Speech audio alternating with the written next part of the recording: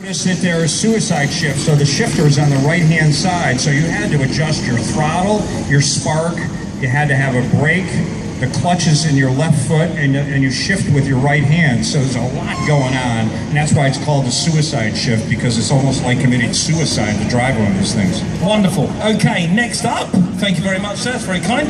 And next up, we've got a 1954 Mercury Monterey convertible. Please put your hands together for Bruce Bissonette.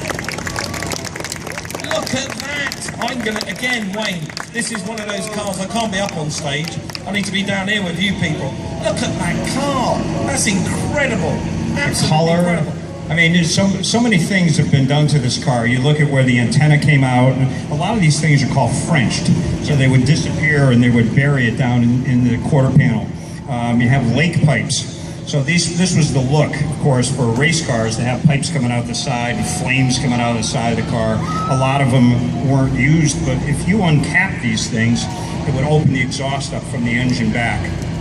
Beautiful hood scoop. A lot of things back in the era too, a lot of things were accessories. So everybody was into accessories. So to have the dual spotlights, that was really cool. You didn't really use them too often unless you were looking for a girl on the side of the road, cruising, but the dual spotlights. So many great features on the car, and customizing back in the 50s was really where it was at. You know, there's hot rodding, where you turn 32 Fords into hot rods, but then in this era, to customize the car, and it was an expression of yourself. How many years have you had it? Excuse me? Just a couple of years, yeah. I'd like to tell you a short story about this car. The car came from Ohio, and the person that owned it was a brother and sister, and the brother was in his mid-60s, his sister was in the early 60s, and she had terminal cancer. And the brother felt so badly about the sister getting ready to die, he said to her, "If I could do one thing for you, what would it be?" And she says, "You know the Mercury Monterey convertible I had in high school? I'd like to have one last ride in one of those cars." So he went out and tried to find a Monterey convertible for her to ride, and he couldn't find one.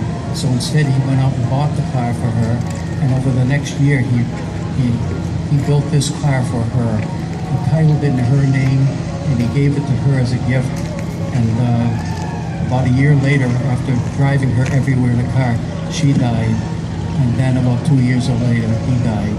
And so I acquired the car after it was sold through probate, through an auction. I acquired it that way.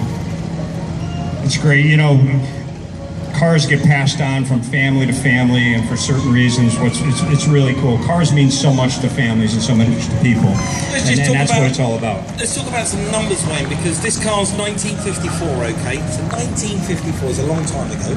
And when you think about it, this car had 238 foot-pounds of torque, which is oodles of torque.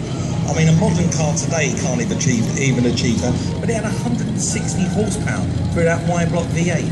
160 horsepower in 1954, that's incredible, isn't it? And they just switched from a flathead Ford, so a flathead was brought out in 1932, and they went all the way up into the early 1950s with flatheads, and then went to the Y-block with the overhead valve. What's also kind of cool about this is that everybody wanted to be a little bit different, like I said, customizing. So you'll see a thing in the back where they put the spare tire in the back to sort of mimic. You'll see the Model A had the spare in the back to mimic that, and that was called the Continental Kit, and it extended the car a good foot and a half.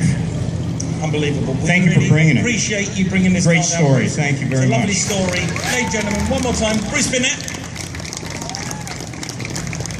And it sounds great as well. That wonderful Ford V8 back then just was such a refined motor. You know, we've seen it in a few of the cars that have been up on stage. It really was a refined car.